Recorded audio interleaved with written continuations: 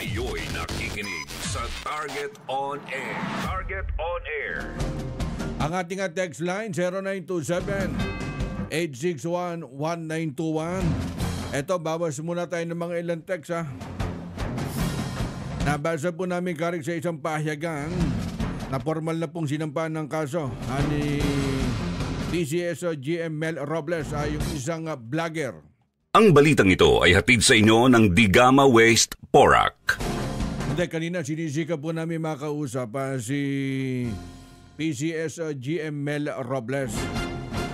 Dahil formal na hong sinampahan po ng kaso ni GM Mel Robles ay yung vlogger na si Clara Contreras. Clara Contreras pala ang pangalan po niya. Ay yung mas kilala bilang Maharlika ha. Pero nung panahon po nung nakaupo po si PRRD, kumbaga lagi po itong nakasuporta kay President BBM. Ba't nagkaganon? Itong si Maharlika ha. Kaso nga defamation o paninirang puri o invasion of privacy ang isinampa po ni GM Mel Robles dito po kay Maharlika sa Central District po ng Court sa California. At nako, napakaraming kaso ang aabutin ni Maharlika ha. Alam nyo, halos ito po yung nangunguna po dun sa mga vlogger na laban po kay President BBM. Ba't kaya nagkaganon?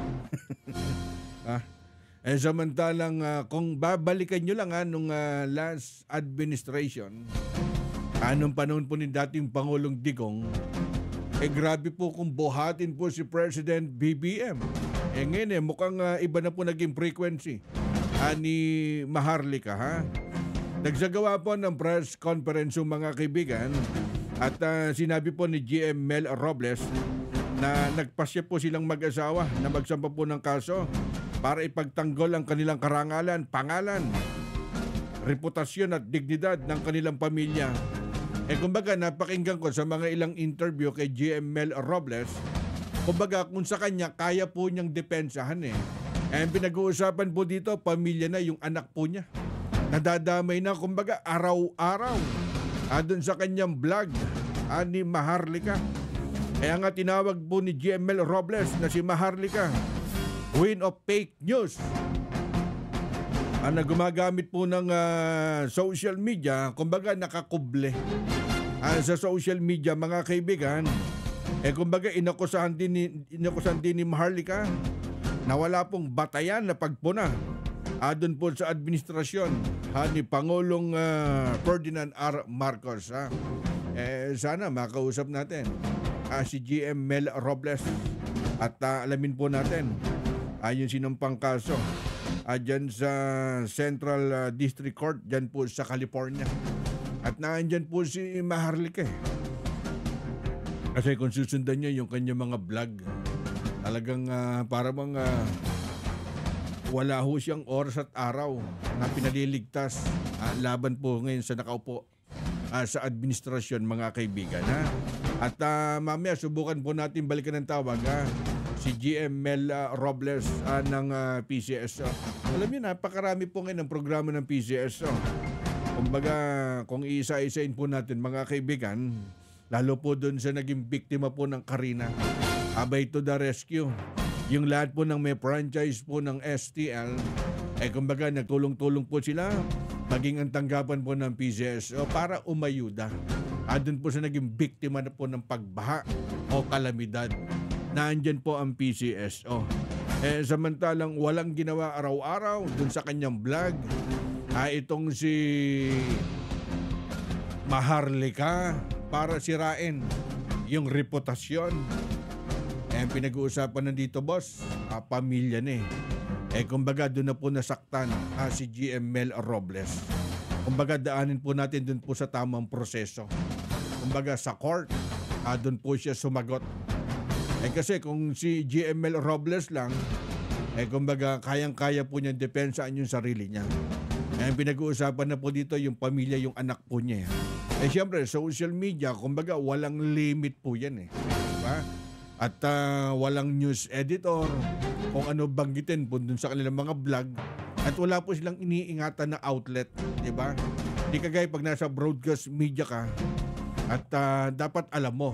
Kaya siguro tama rin yung ginawa ng hakbang ni GML Robles para matigil na doon sa kanyang pag-atake. Kaya sabi ko nga sa inyo, anak na po naapektuhan o pamilya o asawa po niya. At iba na, kumbaga mabibigat na. Personal attack na eh. Maging kay First Lady Liza Araneta Marcos kung atakihin po dun sa kanyang vlog ni Maharlika. Para bang sabi ko nga sa inyo, hindi na po tama. Siguro may mga nag-advise na ng mga legal counsel ni GML Robles. Pamilya na pinag-uusapan po dyan eh. Diba, hindi na po maganda. Ang ating text line 0927-861-1921.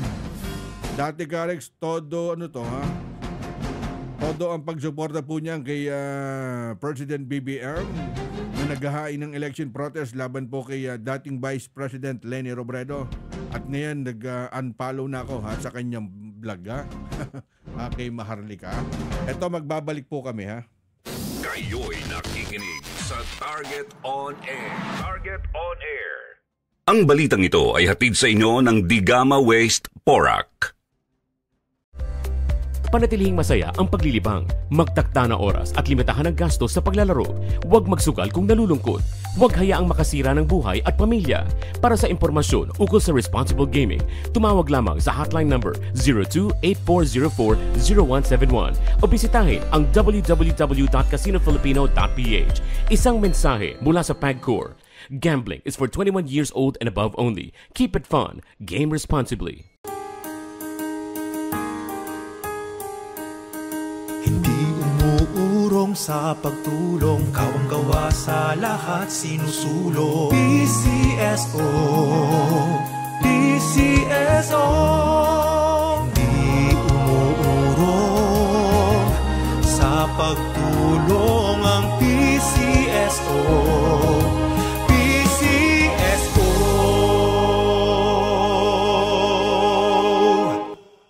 Oras hatid sa inyo ng Grand 88 Gaming Corporation. Ang bahaging ito ay hatid sa inyo ng Philippine Rural Electric Cooperatives Association Incorporated. Sa PhilReca, protektado ka.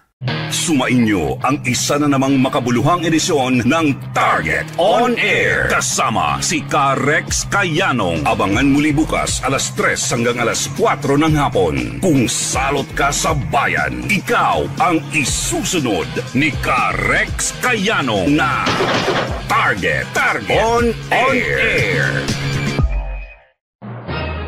Nangunguna sa balita, impormasyon, musika, komentaryo at serbisyo publiko. Ito ang DZME 1530. Una sa kanan, ang himpilang may paninindigan.